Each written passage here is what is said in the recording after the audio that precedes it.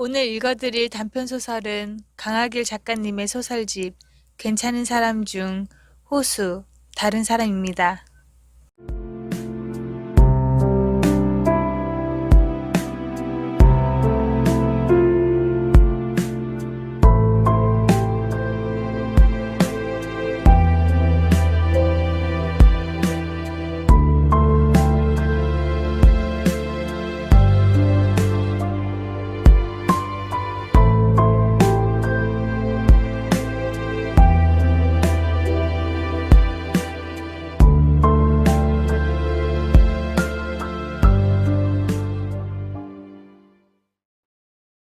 소설이 좋아졌다. 5분도 지나지 않아 나는 그와의 동행이 후회되었다. 마음이 내키지 않으니 걸음이 뒤처졌다. 그가 내게 신경 쓰지 말고 계속 앞서 걸었으면 했다. 하지만 그는 걸음을 멈추었고 뒤를 돌아보며 어서 자신의 곁으로 오라는 듯 미소를 지었다.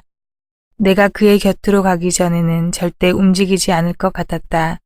나는 그에게 먼저 가라고 뒤따라 걷겠다고 말했다. 그가 부드러운 말투로 대답했다. 아니에요, 진영씨. 같이 걸어요. 언젠가 민영은 그가 배려라고 생각해서 하는 행동들이 사실 그녀를 숨막히게 할 때가 있다고 말했다. 지금 민영은 병원에 있다. 의식불명 상태다. 3주가 넘었다. 나는 다시 그와 걷기 시작했다. 습기 찬 공기 냄새와 짙은 풀 냄새가 뒤섞여 풍겼다. 동네에 거의 다 왔다는 걸 나는 항상 이 냄새로 알아차리곤 했다. 지금 같은 여름이면 냄새는 더욱 진하게 풍겼다. 이렇게 습기를 더듬으며 얼마쯤 걸어가면 어느 순간 오래된 주공아파트 단지 입구가 불쑥 나타났다. 마치 주문에 불려 나온 듯 느닷없이 펼쳐지는 이 풍경을 보며 민영은 말하곤 했다. 다른 세상으로 들어가는 기분이야. 우리는 이 동네를 좋아했다. 아, 다 왔네요. 그가 말했다. 그리고 단지 입구를 향해 걸었다. 그는 이곳이 익숙해 보였다. 우리 마을은 안진시 외곽의 낮은 산자락 호숫가에 자리하고 있다. 12살 때부터 32살인 지금까지 나는 줄곧 이 동네에서 살았다. 어릴 때부터 나는 호수를 찾아 마을에 놀러오는 외지 사람들을 가끔 마주치곤 했다. 그들은 아파트 단지 주변을 빙글빙글 돌며 한참을 헤매다 겨우 호수를 발견했다. 동네 바깥으로 돌아서 가도록 되어 있는 엉성한 표지판 때문이었다. 나는 단지 내를 가로질러 가면 훨씬 일찍 도착할 수 있다는 걸 알면서도 그들에게 가르쳐 주지 않았다. 그건 동네 사람들도 마찬가지였다. 누구도 그들에게 우리가 공유한 비밀을 알려주지 않았다. 남들이 모르는 걸 익숙하게 알고 있다는 감각은 내게 묘한 우월감을 느끼게 해주었다. 나는 그들 앞에서 보란듯 고개를 빳빳이 들고 단지 안으로 성큼성큼 걸어 들어가곤 했다. 바로 지금 그처럼. 길 양쪽에는 소나무들이 늘어서 있었다. 무성하게 솟은 잎들이 햇빛을 가렸다. 한껏 올라간 체온이 조금 가라앉은 게 느껴졌다. 나는 바지 주머니에 손을 넣었다. 아침에 출근할 때 챙겨 넣은 작은 핀셋이 손에 잡혔다. 무슨 의도가 있어서 들고 나온 건 아니었다. 책상 위에 있어서 그냥 집어 들고 나왔다. 최근 생긴 버릇이다. 크든 작든 딱딱한 물건을 손에 쥐면 나는 마음이 편해졌다. 딱딱한 촉감을 느끼면 뭔가에 대비한다는 기분이 들기 때문이었다. 아마 나는 앞으로도 그럴 것이다. 끔찍한 일이 있었으니까. 이곳에서 나는 잊을 수 없을 것이다. 호숫가에 쓰러져 있던 민영을 발견한 사람은 조깅을 나온 남자였다. 그는 민영이 이미 죽은 줄 알았다고 했다. 핏기 없이 창백한 피부가 마치 얇은 조개 껍데기 같았다고. 얼굴이 금방이라도 으스러져 내릴 것처럼 보였다고 했다. 그는 말했다. 무서웠다고. 시체를 봤다는 생각에 너무 무서웠다고. 나는 잊을 수 없을 것이다. 그러나 지금 나는 기분이 제법 괜찮았고 그에게 조금은 농담을 걸어보고 싶은 생각도 들었다. 길을 저보다 더 잘 찾으시네요. 이렇게. 하지만 말하지 않았다. 그에게는 별 의미 없는 말일 테니까. 민영과 사귀던 날부터 그는 이 동네를 매일같이 드나들었다. 그리고 민영의 사고 후에는 거의 이곳에서 살다시피 하고 있었다. 어쩌면 이제 그는 이 동네에 대해 나보다 더 잘 알지도 모른다. 길의 끝에 다다랐다. 단지 바깥이다. 천변이 보였다. 이번에도 그는 익숙한 걸음으로 그곳에 발을 디뎠다. 나는 그의 뒤를 따랐다. 호수는 여기서 멀지 않다. 천변을 20분 정도 걸어가면 산자락으로 이어지는 나무다리가 나오는데 호수는 바로 그 너머에 있다. 늦은 밤 잠이 오지 않을 때면 민영과 나는 몰래 집을 빠져나와 호수까지 산책하곤 했다. 새벽 내내 호수 주변을 맴돌며 걷다 보면 어느새 살결이 물을 잔뜩 머금어 말랑말랑해져 있었다. 우리는 흐늘거리는 수초가 된 기분으로 호숫가에 나란히 서 있곤 했다. 때때로 누군가를 보기도 했다. 물가에 앉아 힘없이 빨래 방망이를 두드리던 여자. 사람들은 딸 이름을 따와서 그녀를 미자네라고 불렀다. 나도 그렇게 불렀다. 처음에는 나이 지긋한 할머니를 함부로 대하는 기분이 들어 마음에 걸렸지만 어느 순간부터 개의치 않고 미자네라고 부르게 되었다. 우리는 이곳에, 미자네는 저곳에 앉아 함께 시간을 견디곤 했다. 그녀에게 인사를 건넨 적은 한 번도 없다. 진영 씨 뭐 좀 물어봐도 될까요? 갑자기 그가 나를 불렀다. 그에게로 고개를 돌리는 순간 하천의 물비린내가 얼굴로 훅 밀려들었다. 심한 지린내에 나도 모르게 인상을 찡그렸다. 그는 여전히 친절한 얼굴로 나를 내려다보고 있었다. 그가 물었다. 사고 전날 민영이 만났을 때 말이에요. 네. 그날 대화 중에 생각나는 다른 이야기 정말 없어요? 나는 고개를 저었다. 지금까지 한 이야기가 전부라고, 더는 없다고 말했다. 정말 없어요? 다시 잘 생각해 보세요. 그가 다시 말했다. 여전히 부드러운 말투였지만 나는 조금 추궁당하는 기분이 들었다. 있으면 바로 말했겠죠. 나는 대답했다. 지금까지 말한 게 정말 전부예요. 밥 먹고 차 마시고 사는 이야기 했어요. 민영은 내가 거짓말을 하면 티가 난다고 말하곤 했다. 그가 다시 물었다. 그럼 혹시 제 이야기는 안 했어요? 나는 기억이 없다고 했다. 정말 없어요? 네, 없어요. 이런 대화가 처음은 아니다. 사고 전날 민영과 나는 저녁을 먹었다. 그는 우리가 그때 무슨 이야기를 했는지 여러 번 물었다. 그날 민영이 이상해 보이지는 않았는지, 그러니까 기분은 어떤 것 같은지 묻고 또 물었다. 죄책감 때문이었다. 민영이 사고를 당하던 순간 그는 잠들어 있었다. 서울 출장에서 돌아온 지 얼마 안 된 시간이었다. 그는 너무 피곤했다. 민영에게 자고 일어나서 연락하겠다는 문자만 보내놓고 그대로 골아떨어졌고 다음날 경찰에 전화를 받으며 일어났다. 그는 민영과 어떤 대화도 나누지 못했다. 대신 그는 민영이 의식을 잃으며 마지막으로 남긴 말만을 전해 들었다. 호수에 두고 왔어. 호수에.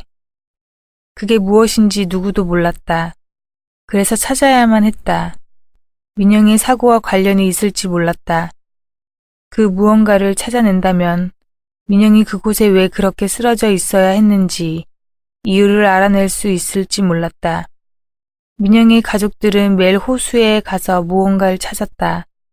뭘 찾아야 하는지 몰랐지만 어쨌든 호수를 이잡듯 뒤지고 다녔다.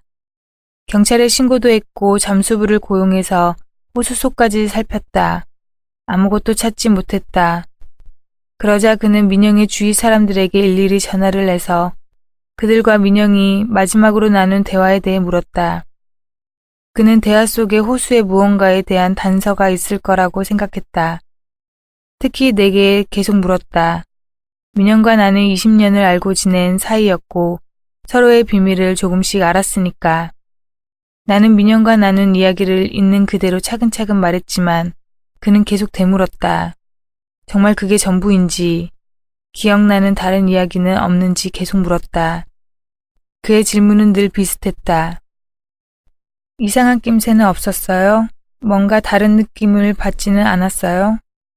나는 매번 그런 적 없다고 대답했다. 하지만 그는 만족하지 못했다. 내가 숨기는 이야기가 있다고 생각하는 것 같았다. 사람들은 그의 집요함을 이해해줘야 한다고 말했다. 그의 소중한 사람이 다쳤으니까. 제대로 된 인사도 못했으니까. 어떻게든 진상을 밝히려는 그의 노력을 지지해줘야 한다고 했다. 그러나 나도 진실을 알고 싶은 사람이었다. 나도 궁금했다. 왜 나의 가장 친한 친구가 새벽녘 호숫가에 그런 식으로 쓰러져 있어야 했는지 알아야만 했다. 오늘 호수에 가기로 결정한 것도 그 때문이다. 이전에도 그는 내게 호숫가에 함께 가달라고 여러 번 부탁했다. 그는 나라면 다른 사람들이 알아보지 못하는 걸 찾아낼 수 있을 거라고 했다. 나는 응하지 않았다. 호숫가에 가고 싶지 않았기 때문이다. 어제 그에게서 전화가 걸려왔다. 뭔가를 찾았어요, 진영 씨. 그게 뭐냐고 물어보자 그는 머뭇거리며 대답하지 못했다. 설명을 못하겠다며 말을 얼버무렸다. 그러더니 대뜸 장돌이 같아요 라고 말했고 이어 아니요 머리핀처럼 생겼어요 라고 말을 바꿨다. 나는 그게 무슨 말이냐고 되물었다. 그는 한숨을 쉬었다. 어떻게 말해야 할지 모르겠다고 하더니 내가 호수에 직접 와서 봐줄 수 없겠냐고 했다. 다른 사람들은 쓸모없는 물건이라고 말하지만 자기 생각에는 살펴볼 필요가 있는 것 같다고 했다. 그럼 한번 가지고 와보실래요? 내가 말하자 그가 한숨을 쉬며 대답했다. 그렇게는 못해요. 물건이 보기보다 무겁다고 했다. 그리고 옮기기 복잡한 상황이라고 했다. 직접 보면 자기가 무슨 말을 하는지 알 수 있을 거라고 했다. 그러니까 호수에 한번 나와줄 수 있어요? 나는 대답하지 못했다. 그는 언제든 생각이 바뀌면 말해달라고 하며 전화를 끊었다. 그는 나를 이해한다고 했다. 그도 민영이 쓰러진 곳을 매번 다시 보는 일이 쉽지 않다면서 그건 사실이었다. 하지만 꼭 그 이유 때문만은 아니었다. 나는 그와 함께 있는 시간이 불편했다. 이전부터 그랬다. 이상한 일이었다. 그는 평판이 좋은 사람이었고 실제로도 굉장히 좋은 인상을 줬다. 그는 매일 민영을 집까지 데려다 줬고 수시로 연락해서 민영을 신경 썼으며 가족의 대소사도 꼼꼼하게 챙겼다. 나는 지난 겨울에 다른 친구들과 함께 그를 본 적이 있다. 여러 사람 가운데 있자 그가 얼마나 매력적인 남자인지 새삼 알 수 있었다. 그는 예의 바르고 잘생겼을 뿐만 아니라 유머 감각도 좋아서 분위기를 잘 이끌었다. 그는 자신이 마음만 먹으면 누구든지 웃길 수 있다고 착각하는 유형의 남자가 아니었다. 그는 정말로 재미있는 남자였다. 그의 주변에서는 계속 웃음소리가 났다. 내가 이상하다고 생각한 건 정작 민영이 별로 웃지 않는 걸 발견했을 때부터다. 물론 그날 민영은 만나기 전부터 피곤하다고 말하긴 했었다. 감기 몸살 때문에 며칠간 고생했다고 말이다. 그러면 약속을 미루라고 내가 말하자 민영은 전화 너머에서 힘없이 웃었다. 그가 바빠서 오늘밖에 시간이 안 된다고 했다. 나는 불만스러웠지만 모임에서 그가 민영을 알뜰히 챙기는 걸 보고 마음이 조금 풀렸다. 그는 사람들과 대화하면서도 민영에게서 눈을 떼지 않았다. 그녀의 기분이 어떤지, 피곤한지 아닌지 계속 살피는 것 같았다. 그녀가 물을 마시고 싶어 하면 바로 떠다 줬고 추워하면 외투를 몸에 걸쳐줬다. 카운터에 가서 히터를 세게 틀어달라고 말하기도 했다. 그때마다 친구들이 부러움 섞인 야유를 했다. 민영아 좋겠다. 민영이는 좋겠네. 와, 대단하다, 대단해.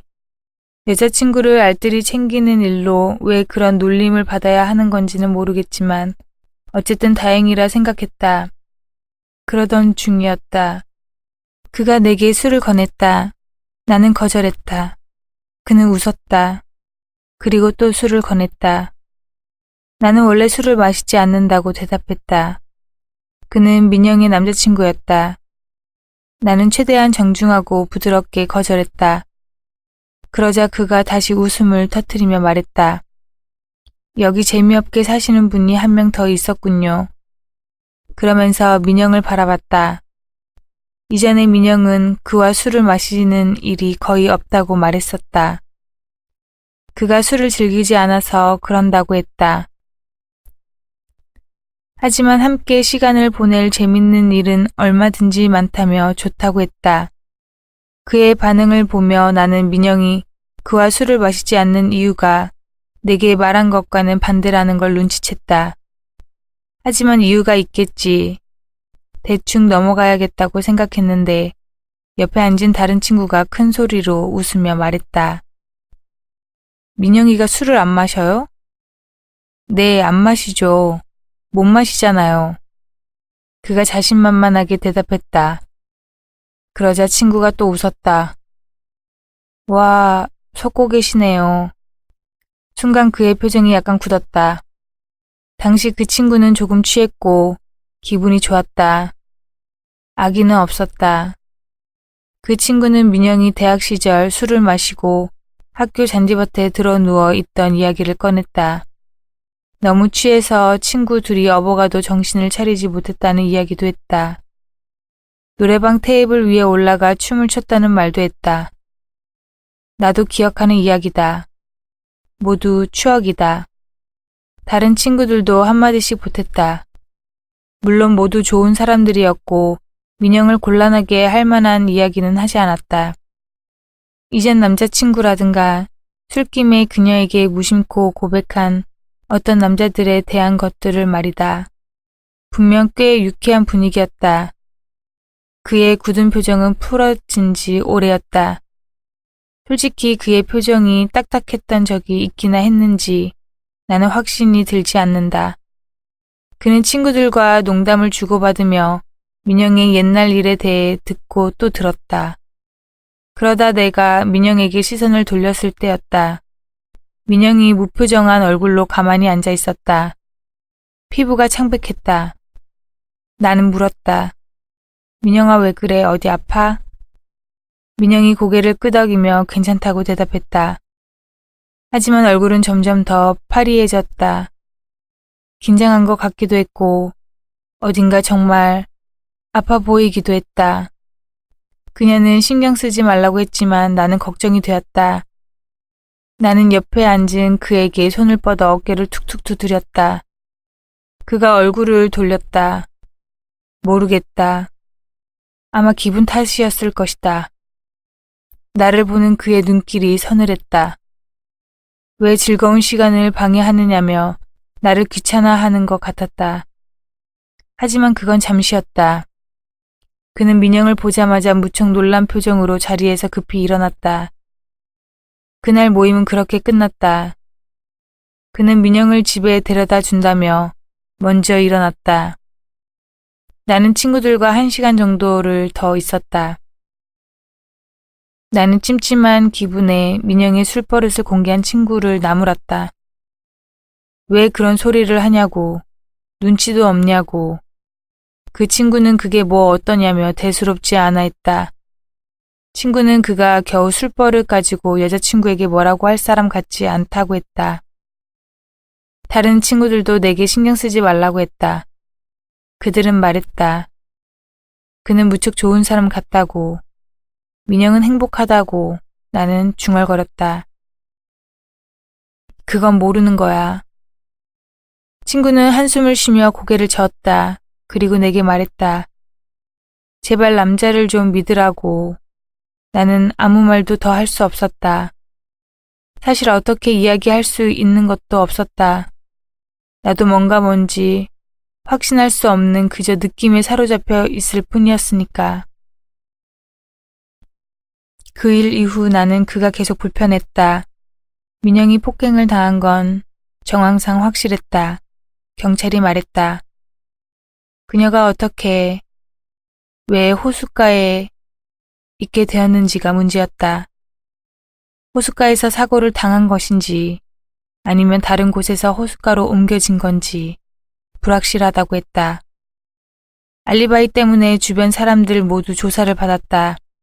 그도 경찰의 조사를 받았다.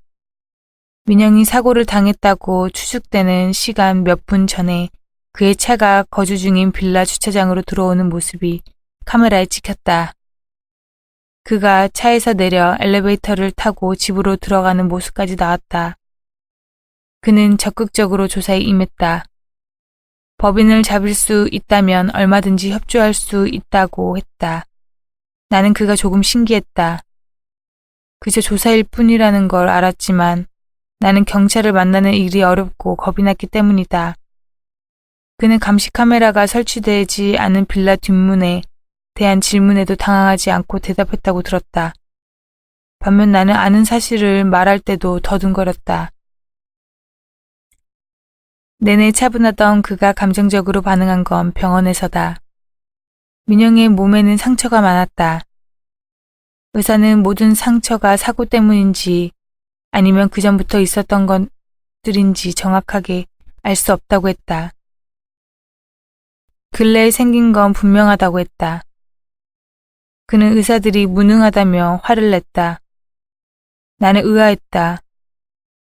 나는 멍자국이 언제 생겼는지 알아내는 것보다 왜 생겼는지를 살펴보는 일이 더 중요하다고 생각했기 때문이다. 그러나 그는 상처가 언제 생겼는지, 그러니까 그걸 알 수 있는지 없는지 유별나게 신경 쓰는 것 같았다. 나는 아무 말도 하지 않았다. 사람마다 다르게 받아들일 수 있는 거니까. 그리고 내가 그를 보며 떠올리는 생각들은 어쨌든 그의 슬픔을 모욕하는 일처럼 느껴졌다. 사람들은 말했다. 민영은 그에게 충분한 사랑을 받았을 거라고. 그러니까 그를 도와줘야 한다고. 그러나 민영을 아끼는 사람은 그 혼자가 아니다. 나는 그와 이야기할 때면 몸의 어딘가에 난 깊고 붉은 상처를 들여다보는 기분이 들었다. 쓰리고 옥신거리는 통증이 묵직하게 몸을 짓누르는 느낌. 하지만 언제 어디서 다쳤는지는 모르는, 나도 모르게 몸에 박힌 상처를 발견하는 기분. 그래서였다. 나는 대부분의 이야기를 반복해서 털어놓았지만 결국 모든 것을 말하지는 않았다. 사고 전날 민영은 내게 무섭다고 말했다. 그가 걸음을 멈췄다. 나를 또 불렀다. 진영 씨. 그는 이번에도 나를 내려다보고 있었다. 무언가를 물을 때면 그는 꼭 이런 식으로 가까이 다가왔다. 그는 키가 190cm에 가까웠고 때문에 항상 나를 내려다볼 수 있었다. 나는 그를 보기 위해서 고개를 한껏 들어 올려야 했다. 그러면 상대가 나보다 얼마나 큰 사람인지 확실하게 알 수 있었다. 게다가 그는 어깨가 넓고 몸 근육이 단단하게 잡힌 덩치가 상당한 남자였다. 그의 앞에 서면 주변 공기가 무거워지는 게 느껴졌다. 그가 나를 내려다보며 말했다. 그럼 이전에는 민영이가 제 이야기 한 적 없어요? 나는 미소를 지었다. 화를 내기에 마땅한 이유가 없었기 때문이다. 자신이 원하는 대답을 듣기 전까지 그가 나를 이런 식으로 계속 몰아붙일 거라는 생각이 들었다. 이전에 민영은 그가 매사에 빈틈이 없는 사람이라고 말했다. 그 말을 듣고 나는 민영을 놀렸다. 이제 너는 꽉 잡혀 지내게 될 거라고. 넌 이제 끝났다고. 나는 말했다. 전에 말했잖아요. 편하고 좋은 사람이라고 했다니까요. 그가 딱딱한 말투로 대답했다. 그랬죠. 네, 그게 전부예요. 그는 입을 다물었다. 다시 조용했다. 이대로 호수까지 가면 좋겠다고 나는 생각했다. 먼저 발걸음을 옮기는데 그가 또 물었다. 그럼 다른 친구 이야기는 한 적 없어요? 네. 여자들은 그렇잖아요. 친구 이야기라고 하면서 자기 이야기를 모두 털어놓죠. 마치 자신이 여자라도 된다는 듯한 말투였다. 나는 그를 가만히 바라보았다. 바로 이 기분이었다. 그는 민영의 이야기가 궁금하다면서 그녀가 자신을 어떻게 생각했는지, 그러니까 그녀가 그에 대해 어떤 말을 했는지 은근슬쩍 캐물었다. 민영이 아니라 그에 대해 대답하고 있다는 이 느낌 때문에 나는 그를 믿을 수가 없었다. 심지어 그는 나를 잘 속이고 있다고 확신하는 것 같았다. 만일 내가 그라면, 여자친구가 사고로 누워 있는 상황이라면 그녀가 자신에 대해 어떤 말을 하고 다녔는지 캐묻고 다닐 것 같지는 않았다. 그런 적 없어요. 나는 단호하게 대답했다. 민영은 자기 사생활을 일일이 털어놓는 부류가 아니라고, 누군가를 이용해 자신의 이야기를 하는 그런 사람도 아니라고 대답했다. 그런 사람이라는 단어를 말할 때 나는 목소리에 힘을 줬는데 민영이 어떤 사람인지 그가 전혀 알지 못한다는 뜻을 전하고 싶었기 때문이다. 그러자 그의 표정이 미묘하게 일그러졌다. 그는 자신이 화가 났고 기분이 좋지 않다는 걸 감추는 사람이 아니라는 생각이 들었다. 나는 주머니에 손을 넣었다. 손 안에 꽉 쥐어지는 딱딱하고 작은 핀셋. 오늘 아침 나는 그에게 문자를 보냈다. 퇴근 후 호수에 함께 가자고. 그가 무슨 생각을 하는지 알고 싶었다. 그 물건이 대체 어떻게 생긴 건지 한번 보고 싶었다. 대체 그가 내게 왜 그런 질문들을 하는 건지 정확히 알고 싶었다. 사람들은 그가 절박하기 때문이라고 말했지만 내가 보기에는 무언가를 확인하고 싶어 안달난 것 같았다. 내가 아는지 모르는지, 그러니까 민영이 그렇게 된 이유를 내가 찾아낼 수 있는지 없는지 말이다. 때로는 그가 나를 어떻게든 호수로 끌어들이려 한다는 느낌을 받기도 했다. 나는 이런 기분이 싫었다. 그가 나를 시험한다는 느낌에 사로잡혀 있는 것도 싫었고, 남모를 의심을 혼자 간직하는 것도 싫었다. 그래서 내가 직접 확인해야겠다고 생각했다. 호수에서 그가 무슨 말을 하는지, 어떻게 행동하는지, 그리고 만일 무언가를 찾아낸다면 그가 어떤 표정을 지을지 보고 싶었다. 그렇다고 이 기분도 어떤 식으로든 분명 해결되겠지. 반드시. 퇴근길 집에 전화를 걸어 호숫가에 들렀다 가겠다고 말했다. 엄마는 놀라며 나를 말렸다. 그와 함께 갈 거라고 했더니 그제야 안심이 된다는 듯 알았다고 대답했다. 엄마는 말했다. 그래, 그럼 괜찮겠구나. 괜찮지 않다. 엄마는 바보가 아니다. 그냥 내가 괜찮을 거라고 믿고 싶어 할 뿐이다. 민영은 분명 무서워했다. 처음에는 버스 때문이라고 생각했다. 그날 그때 우리가 카페에 있었다. 주문한 커피가 나오자마자 갑자기 민영이 말했다. 요즘 뭔가 무서워. 뭐? 나는 핸드폰을 만지작거리며 다른 생각을 하던 중이었다. 민영의 말에 나는 놀라서 고개를 들었다. 내가 제대로 들은 건지 확인하고 싶었다. 하지만 내 반문에 민영은 대답하지 않았다. 대신 그녀는 아이스 아메리카노가 담긴 유리컵을 손으로 살며시 쥐었다 놓기만 반복했다. 컵에 맺힌 물방울이 민영의 손끝을 젖혔다. 그때 민영의 어깨에서 카디건이 흘러내렸다. 민영은 팔뚝 아래로 떨어지는 카디건을 끌어올렸다. 날이 덥다면서 차가운 음료까지 주문해놓고 왜 카디건을 입고 있는 건지 의아했지만 크게 신경 쓰지는 않았다. 나는 민영이 먼저 이야기를 하도록 기다리는 중이었다. 민영은 솔직한 친구였지만 자신의 진짜 감정을 표현하는 데는 서툴렀다. 분위기가 무거워지면 부담스러워하면서 입을 다물어버리는 편이었다. 그래서 나는 민영이 말이 없어도 한참 동안 그냥 기다렸다. 커피를 다 마셔갈 쯤이었던가 민영이 입을 열었다. 오늘 버스에서 이상한 남자를 봤어. 버스에서 민영은 앞에서 세 번째 좌석에 앉아 있었다. 그녀의 앞에 중학생으로 보이는 단발머리 여자아이가 앉아 있었고 그 건너편에는 피부가 보기 좋게 그을려 생기 넘쳐 보이는 날씬한 여자가 앉아 있었다. 버스가 커브를 돌자 민영의 자리 쪽으로 햇빛이 내리쬐었다. 앞에 여학생이 빛을 피해 고개를 오른쪽으로 기울였다. 여학생의 단발머리가 찰랑 흔들렸고 하얀 목덜미에 옅은 주름이 잡혔다. 그 순간이었다. 아, 씨발. 뒷자리에서 어떤 남자가 고함을 질렀다. 민영은 돌아보지 않았다. 앞에 여학생도 건너편의 여자도 뒤를 보지 않았다. 그들 모두 약속한 것처럼 계속 앞을 바라보았다. 버스기사 아저씨만 룸밀러를 통해 뒤쪽을 힐끔 봤다. 그러나 모른 척했다. 민영은 룸밀러도 바라보지 않았다. 그래야 할 것 같았다.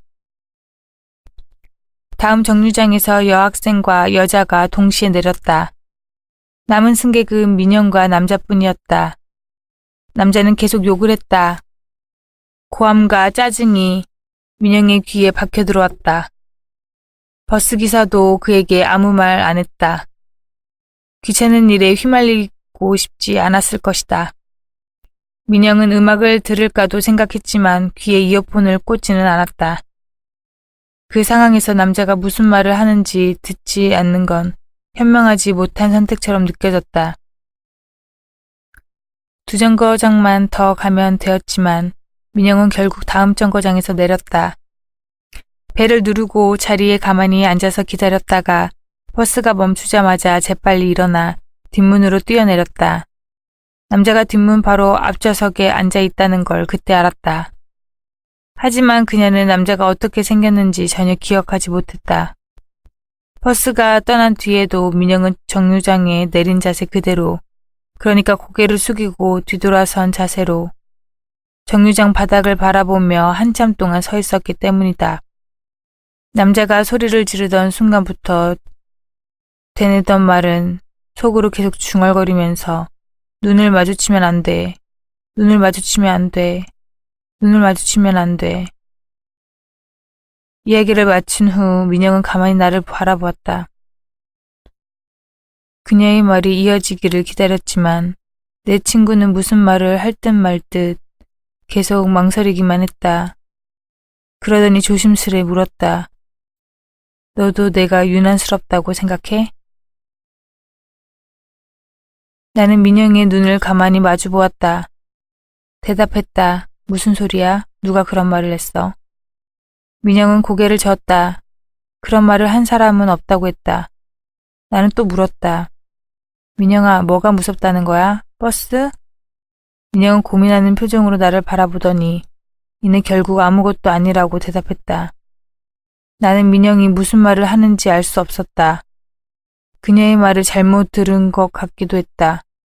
그래서 나는 민영이 제대로 다시 말해주기를 기다렸지만 민영은 그냥 해본 말이라며 신경 쓰지 말라고 했다. 그 순간이었다. 민영의 카디건이 아래로 흘러내렸다. 그녀의 가느다란 팔뚝이 내 눈에 들어왔다. 푸르스름하고 동그란 멍자국이 민영이 팔뚝에 찍혀 있었다. 내가 물어보자 민영은 어디서 다쳤는지 모르겠다고 대답했다.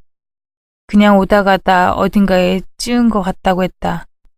모르겠어. 그냥 실수였던 것 같아. 실수로 다쳤다는 건가? 아니면 다친 일이 실수였다는 건가? 무언가 이상했다. 민영이 대충 넘어가려 한다는 느낌도 들었다. 그러나 내가 재차 따져 묻기도 전에 민영이 먼저 다른 말을 꺼냈다. 너는 별일 없지? 응, 없어. 뭐야, 또 거짓말하네. 그러고서 민영은 웃었다. 나도 따라 웃었다. 그래야 할 것 같았다. 그날 나는 더는 아무것도 묻지 않았다. 우리가 이야기할 다른 날이 금세 다시 오리라 생각했다. 나는 이 이야기를 경찰에 했다. 그들은 내 말을 듣는 내내 무표정이었다. 그래서 내 이야기가 중요한지 아닌지 알 수 없었다. 다만 그들은 확인하고 싶어 했다. 민영이 뭘 무서워한 것인지. 버스 안에 남자를 말하는 건가요? 아니면 다른 사람인가요? 그들은 정확한 대답을 듣고 싶어 했다. 처음에는 나는 아니라고 대답했다가 나중에는 그렇다고 말했다. 그리고 다시 말을 바꿔서 모르겠다고 말했다. 그들이 나를 믿지 못하는 것이 느껴졌다. 하지만 나는 정말로 헷갈렸기 때문에 그렇게 대답할 수밖에 없었다. 경찰들은 내 이야기가 도움이 되었다고 참고하겠다고 말했다. 듣기로는 버스 정류장 주변도 탐문하고 그 버스 기사도 조사했던 것 같다. 그 이후 수사가 어떻게 진행되었는지 모르겠다. 그들은 내게 아무것도 알려주지 않았고 실제로 새로운 소식이 들려오지도 않았다. 내가 별다른 도움이 되지 못한 것 같아 괴로웠다.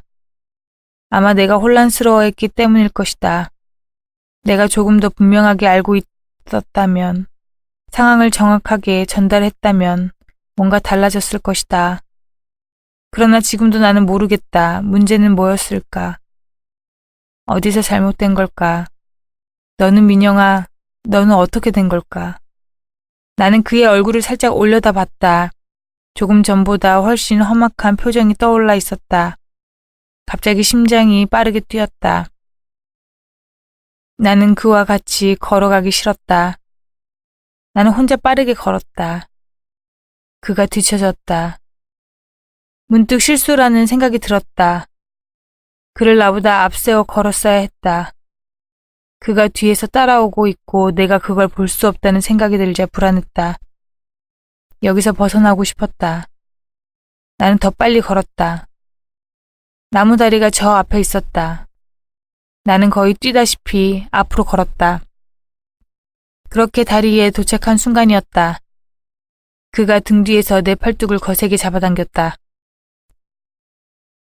머리 위에서 낮고 차가운 목소리로 들렸다. 진영씨, 내가 계속 부르잖아요. 안 들려요? 나는 소리를 지르며 그를 밀쳤다. 그러자 그가 더 거칠게 내 팔을 움켜쥐었다. 엄지손가락으로 팔뚝을 세게 눌렀다. 살이 동그랗게 눌리면서 엄청나게 아팠다. 나는 다시 소리를 질렀다. 그제야 그가 화들짝 놀라며 내게서 손을 뗐다.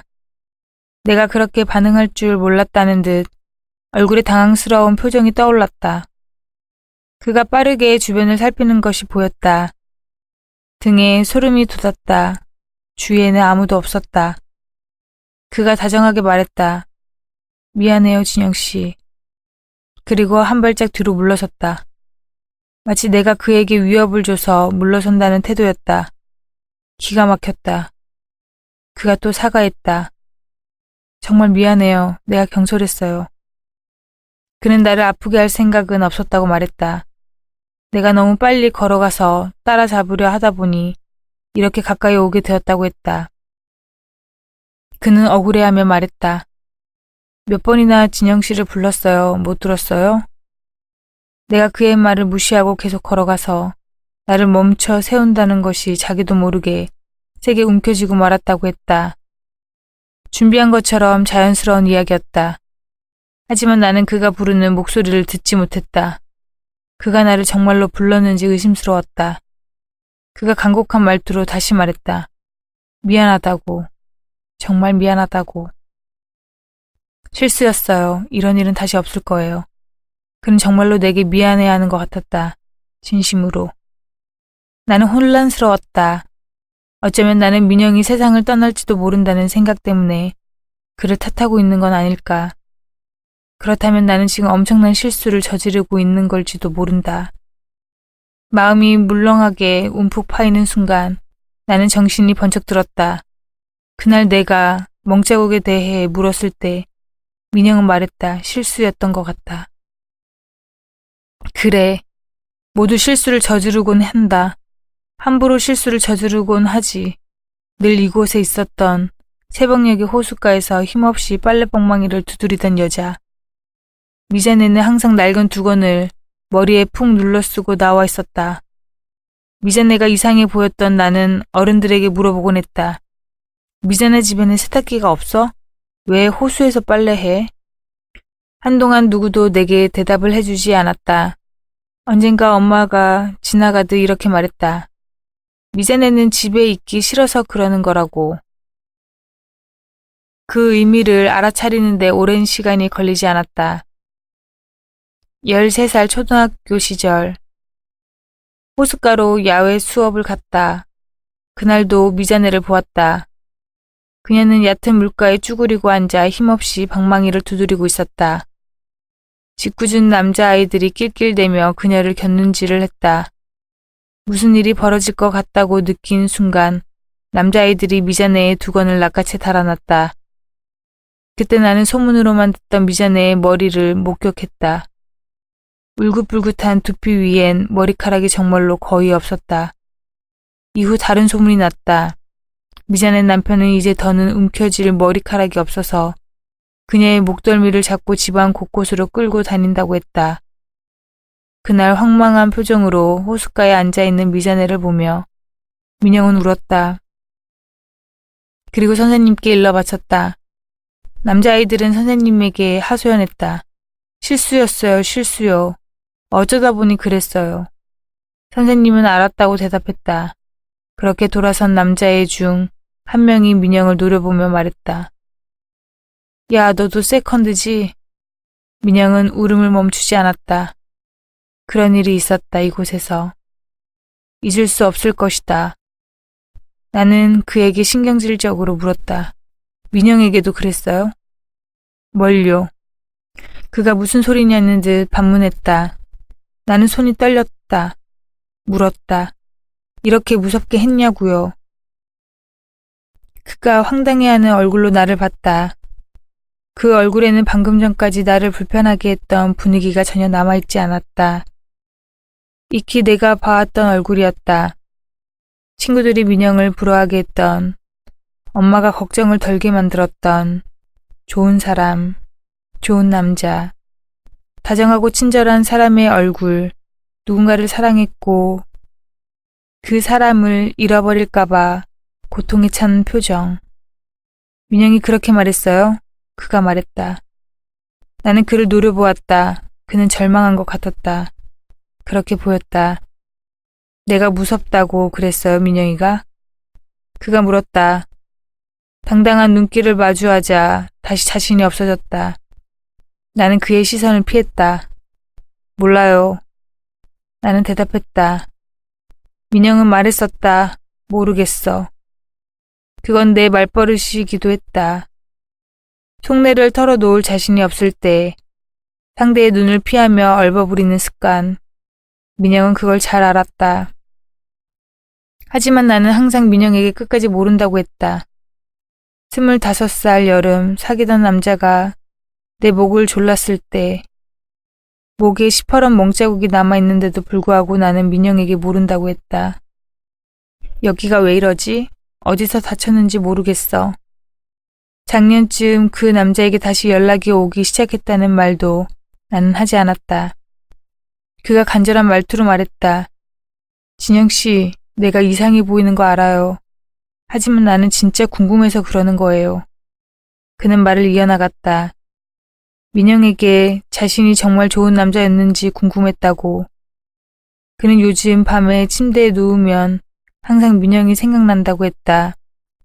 못해준 것들이 생각나고 그녀를 외롭게 했던 일들이 떠올라서 괴롭다고 했다. 이제 민영에게 직접 물어볼 수 없을 거라는 생각 때문에, 만회할 기회를 영영 잃어버릴 것 같다는 생각 때문에 너무 힘들다고 했다.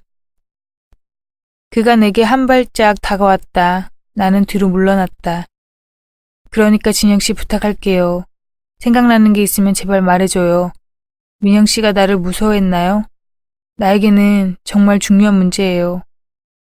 나는 여전히 그를 믿을 수 없었지만 동시에 나 역시 실수를 저지르고 있는 것인지 모른다는 생각도 여전히 들었다. 그가 말을 이었다. 힘들다는 거 알아요. 여기까지 와준 것도 정말 감사하게 생각해요. 여기서 그런 일들이 계속 있었잖아요. 지금 예민할 수밖에 없다는 거 저는 이해해요. 나는 주머니에 손을 집어넣었다. 핀셋을 잡았다 놓았다. 그의 말은 사실이었다. 여기에 오기로 결정한 건 쉬운 일이 아니었다. 나는 이곳에 서 있는 것이 힘들었다. 그래, 끔찍한 일이 있었으니까.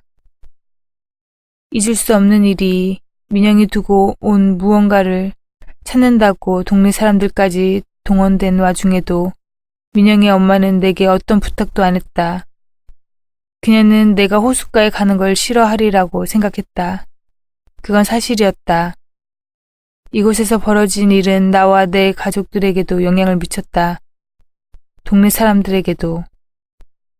작년 여름부터 전 남자친구는 내게 직접 만나서 사과를 하고 싶다는 문자를 보내왔다. 나는 답장하지 않았다. 하지만 계속 연락이 왔다. 나는 이렇게 오랜 시간이 지났는데 그게 무슨 의미가 있느냐며 거절했다. 얼마 뒤 다시 연락이 왔다. 진심으로 미안하다며 꼭 만나고 싶다고 했다. 나는 그 말에 마음이 흔들렸다. 내가 당한 일을 사과받는다면 오랫동안 마음에 묵혀둔 상처가 사라질 것 같았다. 그가 내게 한 일이 어린 나이에 어쩌다 저지른 실수처럼 느껴지기도 했다. 그런 감상적인 기분에 젖어들자 내가 그를 너무 냉정하게 대한다는 생각이 들었고 조금은 미안해졌다. 나는 그에게 호수에서 만나자고 했다. 이후 내게 그를 왜 호수로 불러냈느냐고 질책하던 사람들과는 이제 연락하지 않는다. 그는 사과했다. 나는 곧장 사과를 받아들이지는 않았다. 그렇게 쉽게 넘어갈 수는 없는 일이었다. 나는 그에게 뭘 잘못했다고 생각하는 거냐고 따져 물었다. 나는 정확한 말을 듣고 싶었다. 너를 함부로 대해서 미안해. 단지 그 말이 듣고 싶었다. 그 말이 중요했다. 그는 말했다. 내가 장난을 받아주지 못하는 유형의 사람이라는 걸 파악하지 못했던 것 같다고. 그제야 나는 그가 취해 있다는 걸 알았다. 그리고 순식간에 몸이 굳어버렸다. 움직일 수가 없었다. 그가 미소를 지으며 말했다. 넌 진짜 하나도 안 변했구나. 그가 손등으로 내 볼을 툭툭 쳤다. 장난이잖아. 장난도 못 받아줘? 나는 가만히 서 있었다. 어느 순간 갑자기 앞이 하얗게 번쩍였다. 나는 가만히 있었다. 바닥에 쓰러졌을 때도 그 이후에도 가만히 있었다. 습관이었다. 나는 주머니 속 핀셋을 다시 꼭 쥐었다. 지금 그는 나를 이해한다고 말했다. 내가 겪은 일 때문에 그를 의심한다는 건 말이다. 정말일까? 하지만 팔뚝의 통증이 뚜렷하게 느껴졌다. 그가 애원하는 눈길로 나를 보고 있었다. 오히려 내가 해서는 안 될 짓을 저지른 기분이었다. 좋아요, 그럼. 그가 말했다. 그러고는 내게서 더 멀리 떨어졌다. 그는 자신이 앞에서 걸어갈 테니 내게 뒤에서 따라오라고 했다. 자신을 믿을 수 없다면 막대기든 뭐든 무기로 삼을 만한 걸 들고 와도 좋다고 했다. 그는 내 오해를 풀 수 있다면 뭐든 할 거라는 듯 굴었다. 그는 내 대답을 듣기도 전에 앞서 걸었다. 나는 그의 뒷모습을 바라보다 조심스레 발을 앞으로 내디뎠다.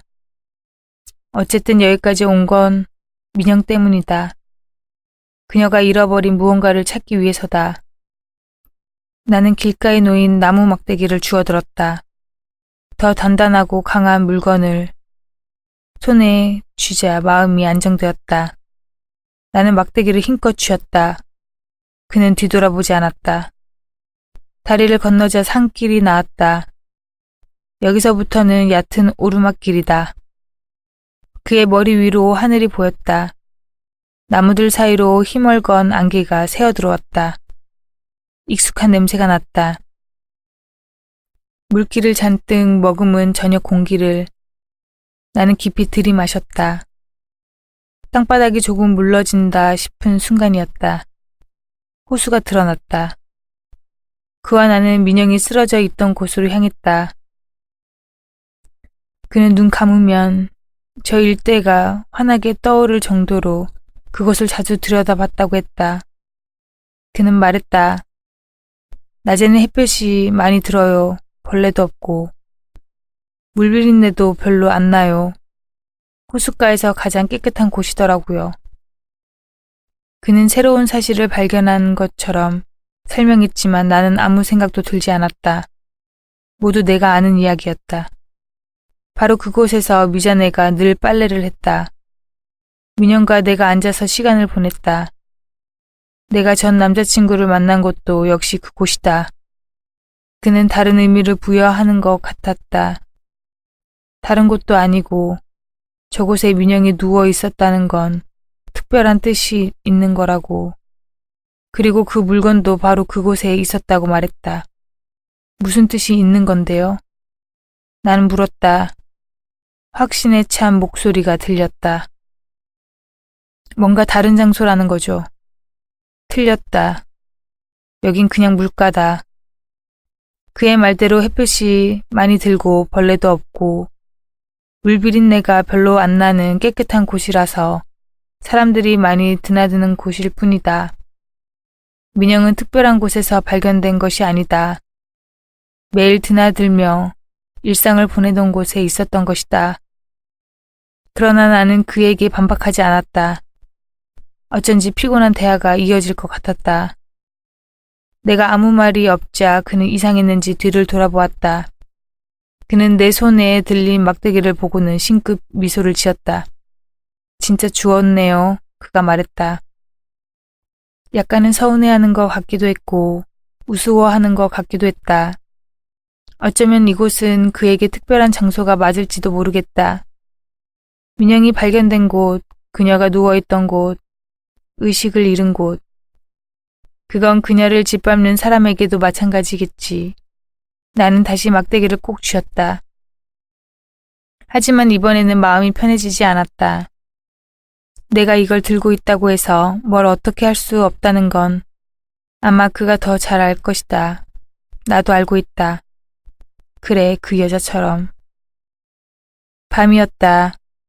여자는 친구들과 호프집에서 맥주를 한 잔 마셨다. 그리고 일어나 집으로 향했다. 동네 입구에 도착했을 때 누군가가 뒤에서 따라오는 걸 느꼈다. 남자였다. 여자는 걸음을 빨리 했다. 남자의 걸음도 함께 빨라졌다. 10걸음 너머에 그녀의 아파트가 보였다. 그녀는 뛰었다. 엘리베이터가 1층에 서 있었다. 그녀는 엘리베이터 열림 버튼을 누르고 안으로 들어간 뒤 재빨리 닫힌 버튼을 눌렀다. 그때 남자가 엘리베이터 안으로 뛰어들어왔다. 그녀는 거의 소리를 지를 뻔했다. 핸드폰 키패드로 112를 눌렀다. 손이 떨렸다. 남자가 말했다. 저기 연락처 좀 알 수 있을까요? 남자는 그녀가 너무 마음에 들어서 술집에서부터 따라왔다고 말했다. 중간에 말을 걸 틈이 없어서 여기까지 왔다고. 그녀는 고개를 저었다. 안 돼요? 제가 마음에 안 드세요? 남자가 말했다. 그녀의 집은 15층이었고 이제 겨우 5층이었다. 그녀는 숨이 막혔다. 남자는 키가 크지는 않았지만 운동을 많이 한 사람처럼 팔뚝이 무척 굵었다. 단단해 보였다. 그녀는 더듬거리며 자신의 전화번호를 말했다. 남자가 씩 웃으며 들고 있던 핸드폰에 숫자를 입력했다. 그리고 통화 버튼을 눌렀다. 그녀의 핸드폰이 울렸다. 지금 뜨는 번호가 제 번호예요. 남자가 말했다. 그녀는 아주 오랫동안 멍청한 여자들에 대해 들어왔다. 마음을 함부로 주는 여자들, 쉽게 승낙하는 여자들, 상황을 주도하지 못하고 끌려다니는 여자들. 그녀는 위험한 남자들보다 멍청한 여자들에 대한 경고를 더 많이 들어왔다. 쉽게 보이면 안 돼. 그건 네 값을 떨어뜨리는 일이야. 이제 13층이었다. 그녀는 남자에게 애써 미소를 지었다. 그래야 할 것 같았다. 남자가 말했다. 정말 친절하시네요. 그리고 엘리베이터 문이 열렸다. 여자는 서둘러 내렸다. 남자는 따라 내리지 않았다. 마치 그게 굉장히 신사적인 태도라는 듯이 예의를 아는 남자라는 걸 보여준다는 듯 그녀에게 말했다. 조심히 들어가세요. 그리고 연락을 할 테니 꼭 받아달라고 했다. 그녀는 다시 미소를 지으며 고개를 숙였다. 남자는 엘리베이터 열림 버튼을 누르고 있었다. 그녀가 어디로 가는지 보려는 것 같았다. 그녀는 그에게서 최대한 시선을 떼지 않은 채 그러니까 그가 거절당했다는 느낌을 받지 않도록 따뜻한 표정을 유지하면서 현관문 쪽으로 팔을 뻗었고 초인종을 미친 듯이 눌러댔다. 가족들이 있을 거라고 생각했다. 밖에서는 소리가 나지 않았지만 집안에는 띵동하는 소리가 연이어 울려 퍼졌다. 띵동 띵동 띵동 띵동 띵동 띵동 띵동 띵동 띵동. 물가에 도착했다. 그건 어디에 있어요? 나는 물었다. 그는 대답하지 않았다. 주위를 두리번거리며 중얼거렸다. 이상하네, 여기 있었는데. 나는 그에게서 조금 물러났다. 그는 찾아볼 테니 내게 여기서 기다리라고 말했다. 그러고는 앞쪽으로 뛰어갔다. 주변을 둘러보는 모습이 정말로 뭔가를 잃어버린 사람처럼 보였지만 뭔가 어색했다. 그래도 어쨌든 그가 내게서 멀어지자 속은 편했다. 나는 숨을 크게 들이마셨다. 호수가 눈앞에 있었다. 오랫동안 봐왔던 손끝만 내밀면 닿을 곳에서 잔잔히 출렁이던 호수가 이미 많은 사람이 오갔다. 그들이 매번 아무것도 찾지 못한 건 아니었다. 단지 민영이 두고 온 것을 찾지 못했을 뿐 항상 무언가를 건져 올리긴 했다. 정체를 알 수 없는, 그러니까 어디서 어떻게 오게 된 건지 알 수 없는 물건들이 많았다. 목걸이, 귀걸이, 머리카락, 물에 부른 편지, 풀 수 없는 굵은 매듭, 핸드폰, 오르골, 고양이의 뼈조각, 누군가의 옷, 이젠 더는 누군가의 일부였다고는 상상할 수 없는 잡다한 물건들. 이 호수는 얼마나 많은 사람의 사연을 얼마나 깊이 담고 있는 걸까. 이곳에 도착하기 전까지만 해도 내가 뭔가를 찾을 수 있을 거라는 자신이 있었다. 그러나 막상 호수를 앞에 두고 있자 무엇도 보이지 않았다. 내가 뭘 찾을 수 있겠는가. 모든 걸 이야기할 수 있는 사람은 오직 민영뿐이다. 나는 고개를 돌렸다. 앞쪽 저편에 그가 보였다. 이상했다. 그가 호수에서 허우적대고 있었다. 나는 앞쪽으로 걸어갔다. 뛰었다. 그가 나를 발견하고 소리쳤다. 여기 있어요. 뭐가 있는데요? 그가 물속에 양팔을 넣은 채로 내게 외쳤다. 무언가 들어 올리려 하는 것 같았다. 혼자서는 못하겠어요. 바닥에 꽉 박혀 있어요. 내게 도와달라는 뜻이었다. 나는 당황했다. 그는 무척 흥분해 있었고 상황을 냉정하게 판단하지 못하는 것 같았다. 나는 그에게 물에서 나오라고 소리쳤다. 사람들을 부르겠다고 했다.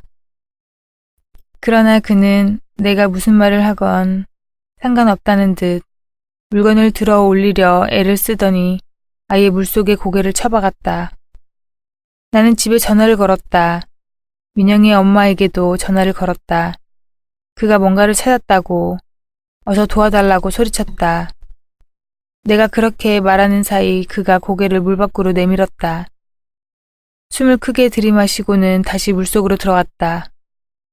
나오지 않았다. 이한 씨. 나는 그를 계속 불렀지만 물리는 잔잔했다. 나는 고민했다. 어떻게 해야 하지? 어떻게 해야 현명한 거지? 나는 올바른 판단을 하고 싶었다. 올바른 판단을 하는 사람이 되고 싶었다. 내 의지로 판단하고 싶었다. 상황에 휩쓸리는 건 이제 지긋지긋했다. 그러나 그는 물속에 있었다. 나는 신발을 벗고 바지를 걷어 올렸다. 혹시 하는 생각으로 들고 온 나무 막대기를 손에 쥐었다. 심호흡을 한번 하고서 나는 물속으로 들어갔다. 금세 물이 허리까지 와닿았다. 여름이었지만 호수의 물은 차디 찼다. 축축하고 지저분한 촉감이 다리를 휘감아 왔다. 바닥은 온통 돌덩이였는데 미끄러웠다. 걸을 때마다 나는 휘청거렸다. 역겨운 냄새가 머리카락에 스며들었다. 나는 그를 불렀다. 조용했다. 수면이 잔잔해진 때 그가 물속에서 불쑥 튀어나왔다. 나는 놀라서 소리를 질렀다. 그가 후아 후아 숨을 몰아내쉬었다. 나보다 2배는 거대한 남자가 온몸이 젖은 채 역겨운 냄새를 풍기며 내 앞에 서 있었다. 나는 돌아가고 싶었다. 그가 말했다. 바로 밑이에요. 네? 내가 서 있는 곳 아래에 물건이 있다고 했다. 그가 내게 물밑을 더듬어 보라고 했다. 팔이 닿지 않을 것 같다고 하자 그는 고개를 젓다. 그는 물건이 생각보다 훨씬 수면 가까운 곳에 놓여 있다고 말했다. 그가 내게 강요하듯 말했다. 어서 만져봐요. 나는 싫었다. 고개를 저으며 대답했다. 사람들에게 연락했다고. 나는 나가서 기다릴 테니 이한 씨도 어서 밖으로 나오라고. 그렇게 몸을 돌리는 순간 그가 내 손에 들린 나무 막대기를 덥석 쥐고는 순식간에 물속으로 잡아당겼다. 내 손도 딸려 들어갔다. 무슨 짓이냐고 화를 내려는데 막대기 끝에 딱딱한 게 닿은 느낌을 받았다. 나도 모르게 막대기를 놓쳤다. 손바닥을 펼쳤다. 그리고 몸을 조금 숙였다. 그곳에 정말로 무언가가 있었다. 딱딱하고 단단한, 길고 얇은 물건이 바닥에 있었다. 위쪽인지 아래쪽인지 모르겠지만 한쪽으로 갈수록 점점 얇아지고 있었고 조금은 날카로운 느낌도 들었다. 뭔지 알 것 같기도 했고 전혀 감이 오지 않기도 했다. 저녁이었다. 사위는 어둑어둑했고 원래 불투명했던 호수의 색은 더 짙어져 있었다. 물 밖에서는 아무것도 보이지 않았다. 이게 뭔지 종잡을 수가 없었다. 궁금했다. 그러나 물속으로 더 들어가고 싶지는 않았다. 그때 그와 눈이 마주쳤다. 그가 말했다. 그런데 진영씨. 나는 손으로 물건을 계속 더듬으며 대답했다. 네. 그가 말했다. 민영이가 정말로 나 무섭다고 했어요? 그 순간 수면이 흔들렸다. 발이 돌덩이 위에서 미끄러졌고 나는 중심을 잃었다. 나는 물에 빠졌다. 차가운 물이 온몸을 감싸 안았다. 살결이 축축해졌다. 나는 눈을 떴다. 아무것도 보이지 않았다. 시커먼 세상이 나를 짓눌렀다. 차갑고 지저분한 물속에 나 홀로 있었다. 나는 팔을 허우적댔다. 손에 무언가 와닿았다. 그 물건이었다. 나는 얇고 단단한 그것을 꽉 움켜쥐었다. 딱딱한 촉감이 손바닥에 착 달라붙었다. 마음이 차분하게 가라앉았다. 그리고 많은 것들이 호수의 무수한 기억이 내 손바닥으로 스며들었다. 호수에 여자가 있었다. 그녀는 강간을 당했다. 두들겨 맞았다. 발가벗겨진 채로 발견되었다. 왜냐하면 상대가 원했기 때문이다. 상대가 원했기 때문에 그녀는 원하지 않는 일을 당했다. 여자는 구급차에 옮겨지는 순간 정신을 잃었다. 사람들은 말했다. 구급대원들이 그녀를 일으키자 여자의 거기에서 돌멩이가 우두둑 떨어져 내렸다고. 물론 다른 이야기도 있었다. 밤새 홀로 누워있던 그녀의 몸이 얼마나 차가웠는지, 그녀가 흐릿하게 맴도는 의식을 어떻게 간신히 붙잡았는지, 어떻게 눈을 부릅뜨고 견뎠는지. 그러나 정작 누군가 도와주려 손을 내밀었을 때는 잔뜩 겁에 질려 몸을 부르르 떨고 말았다는 것에 대해 다들 한 번씩은 이야기했다. 그러자 자잘한 돌멩이들이 바닥에 떨어지며 냈던 그 소리에 대해서만, 오직 그 이야기만 사람들의 입에 끈질기게 오르내렸다. 그러니깐 조심했어야지. 그랬어야지. 그래, 그랬어야지. 그러게 호수에 왜 갔느냐고, 왜 왔느냐고. 시큼하고 텁텁한 물이 입속으로 들어왔다. 귓속으로 파고들었다. 차가운 물이 어깨를 무겁게 짓눌렀다. 체온이 식어가는 게 느껴졌다. 머리카락이 흔들렸고 살결이 물에 불어났다. 눈동자의 물속에 벌레들이 달라붙었다. 호수에 왜 갔느냐고? 왜 왔느냐고? 무슨 소리를 하는 거예요? 당신이 원한 거잖아요. 그래서 따라 들어온 거잖아요. 아니에요? 물이 목구멍 너머로 꿀꺽꿀꺽 넘어갔다. 나는 캄캄한 물속에서 기침을 했다. 나는 물건을 쥐인 손에 더 힘을 주었다. 물건을 꽉 잡고 다리를 아래로 뻗었다. 발가락 끝이 간신히 바닥에 닿았다. 어깨가 수면 위로 올라가는 게 느껴졌다. 나는 고개를 들어 올렸다. 공기가 얼굴로 밀려들었다. 목구멍 속에서 물컹한 것들이 역류에 쏟아져 나왔다. 혀끝에 텁텁하고 비릿한 맛이 남았다. 나는 숨을 몰아내쉬었다. 고개를 들자 그가 보였다. 그의 왼손에는 내가 내내 들고 있던 막대기가 쥐어져 있었다. 그가 내게 뭔가를 말했다.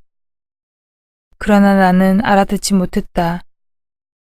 귀가 먹먹했고 내 숨소리밖에 들리지 않았다. 오래전 미잔에는 두건을 빼앗아 달아나는 남자아이들을 보며 황망한 표정으로 호숫가에 앉아 있었다. 그 모습을 보고 민영은 울기 시작했다. 무서워, 무서워. 나는 민영의 어깨를 도닥였다. 신경 쓰지 마. 네가 신경 쓸 거 없어. 우리와는 다른 사람이야. 완전히 다른 사람이야. 그때 돌아선 남자아이들이 우리를 노려보았다. 우리를 함께 바라보았기 때문에 정확히 누구를 지목하는지 알 수 없었다. 신경이 팽팽하게 당겨지는 순간 남자아이 하나가 우리를 향해 외쳤다.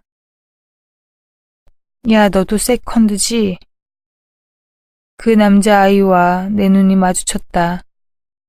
나는 민영의 어깨에서 슬며시 손을 내려놓았다. 그래야 할 것 같았다. 민영은 울음을 그치지 않았다. 물을 가로지르며 그가 내게 다가왔다. 어두운 그림자가 내 머리 위를 덮었다. 그의 몸에서 호수의 냄새가 났다.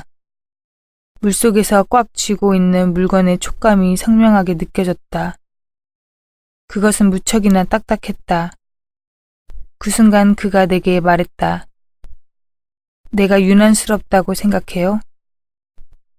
나는 천천히 그의 눈을 마주했다. 그리고 해야 할 일을 했다. 그래야 할 것 같았다.